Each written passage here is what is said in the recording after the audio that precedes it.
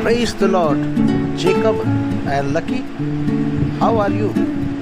Fine sir, हमें पता चला कि आप टी स्टॉल में हैं, तो हमें इच्छा हुई कि आपसे मुलाकात कर लें और साथ ही साथ प्रभु यीशु मसीह के कार्यों के विषय में भी सुन लें, क्योंकि मैं जानता हूँ सर आप बहुत ज़्यादा व्यस्त रहते हैं। हाँ जेकब और लकी, व्यस्त तो मैं रहता हूँ, लेकिन सिर्फ प्रभु के कार्यों में और प्रभु की बातों को सुनाने के लिए मेरे पास टाइम ही टाइम है।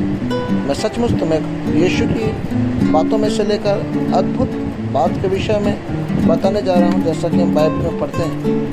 हाँ अंकल, हमने प्रभु यीशु मसीह के अद्भुत कार्यों की बातें बताई हैं, क्योंकि आपसे प्रभु यीशु के बारे में सुनना बहुत अच्छा लगता है। तो फिर सुनो, जैसा कि हम पढ़ते हैं बाइबल के नए नियम से, मरकुस रचित सुसमाचार और उसका 7 अध्याय 31 से लेकर 37।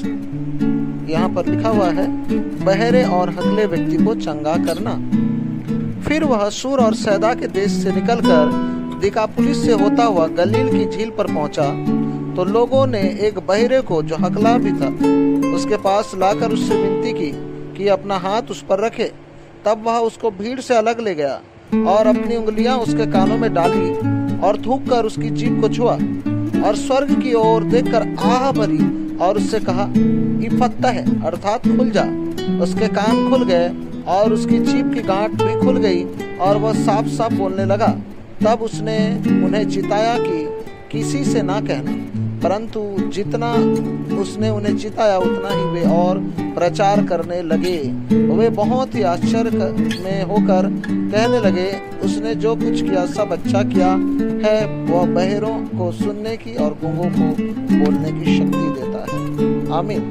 तो तुमने देखा जेकब और लकी, हमारा यीशु कितना महान और तरस से भरा हुआ खुदा है, और अद्भुत कार्यों के द्वारा कि एक बहरे और साथ में हकला भी था और उसको खुदा ने चंगा कर दिया। लोगों में आश्चर्य प्रमाणित किया गया यहाँ पर कि यीशु मसीह परमेश्वर का पुत्र है। कई बार उसने इन बातों को प्रूव किया है।